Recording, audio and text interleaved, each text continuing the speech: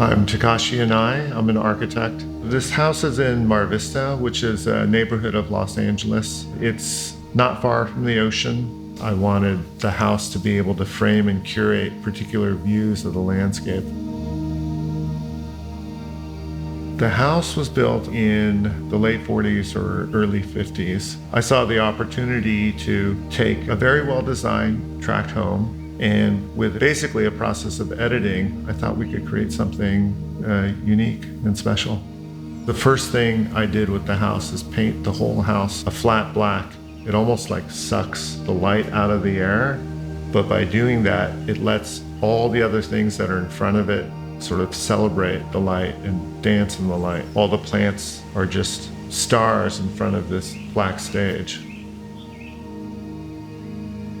Japanese architecture is not about the spaces themselves. The spaces become vehicles for appreciating nature.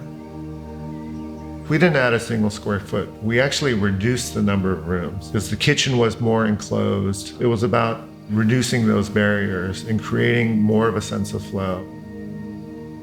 When it comes to the materials of the house, they're very humble. For the wood walls, it is just exterior grade plywood. That bench there is a repurposed log. There's an outfit called Angel City Lumber. So they're great. They'll come and remove trees, but instead of like chipping them or getting rid of them, they repurpose them. I'm a partner at EYRC Architects. The relationship between interior space and exterior space is fundamental in our work. It's part of modernism in California, and we see ourselves firmly embedded in that legacy.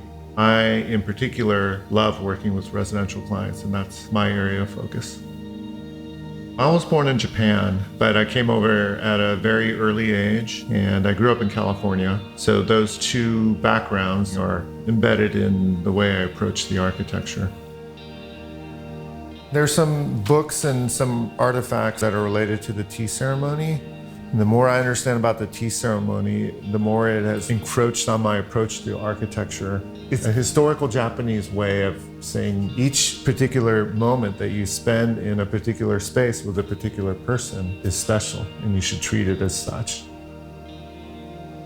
Yeah, I always tell my clients that a house should be a portrait of them, and I think that comes from my own approach in this house. As far as the furniture goes, I always feel a need to have this very deeply personal connection between the objects in the house and myself. So this is a chair designed by Rudolf Schindler. I like this chair because of its relationship to King's Road. The King's Road house was one of Rudolf Schindler's first projects. And I think of King's Road as sort of this intersection of the roots of California modernism and Japan. If you go there today, I think for many people, they would see a Japanese influence.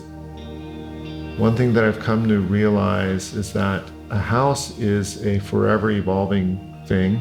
I think architecture is vessels for these beautiful lives and stage sets for all the comedies and romances and dramas that happen within them.